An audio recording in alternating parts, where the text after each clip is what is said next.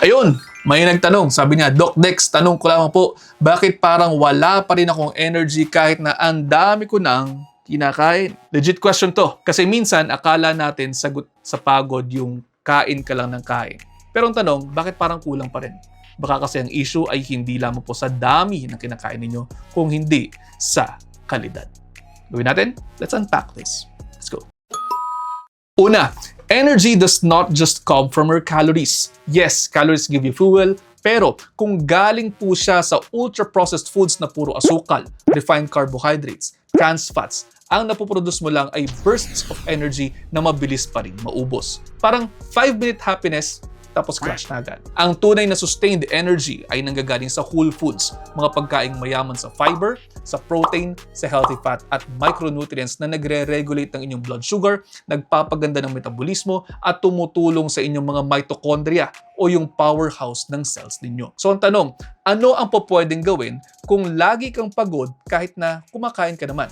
Naririto po ang tips, pwede niyo pong isulat, pwede rin pong screenshot. Una, check your plate. Is it made of real food?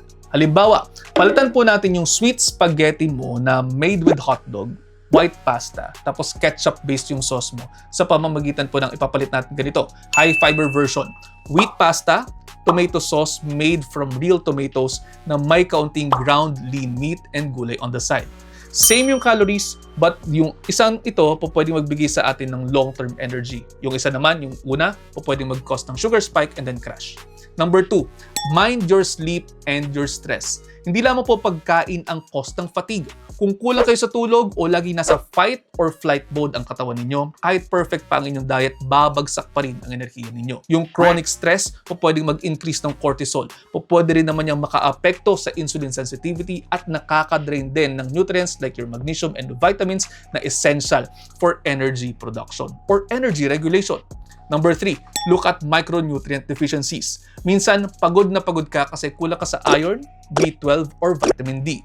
Common ito sa mga laging nagda-diet, may heavy menstrual bleeding, or minsan hindi well-planned yung diet nila. Kaya importante ang regular na laboratory check-ups. Hindi pwedeng hula-hula lamang tayo. And finally, do not neglect your movement. Opo, totoo po yan. Pero minsan kasi, yung rason kung bakit lagi kayong pagod ay kulang ka sa movement or wala kang movement. Ang mitochondria natin, nagiging stronger yan or nagpo-produce ng more energy kapag ginagamit natin sila. Every 15 minutes, pwede kayo mag-brisk walk, mag-stretching to activate more energy throughout the day. Pwede rin po tayong gumawa ng mga food swaps. Halimbawa, ganito po, pareho po yung calories pero mas maganda yung susunod. Halimbawa, yung French toast niyo na merong syrup, no, about 450 calories yan yung iba, and then may 40 grams sugar, meron pang 18 grams ng fat. Pwede nyo i-swap yan with boiled saba with peanut butter and hard-boiled egg. Pareho lamang around 400 calories, pero mas mababa ang sugar, mas mababa rin yung fat.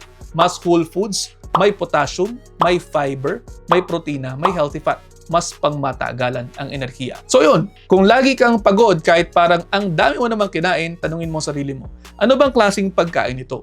Whole foods ba tong mga ganito? Balance ba ang macros ko? Natutulog ba ako ng tama? Kumusta ang stress ko? Kinikilig pa ba yung mitochondria ko? Umaasa lang ba ako lagi sa kape ko? O umaasa lang ba ako lagi dito sa alak ko? O paano? Mahaba-haba na ata ito. O pwede naman siguro kayong humiling ng iba pang mga tanong na ganito kung gusto po ninyo. At kung may natutunan kayo, pakishare sa inyong mga kaibigan, baka sakaling mas marami pa tayo matulungan. See you next episode. Ingat!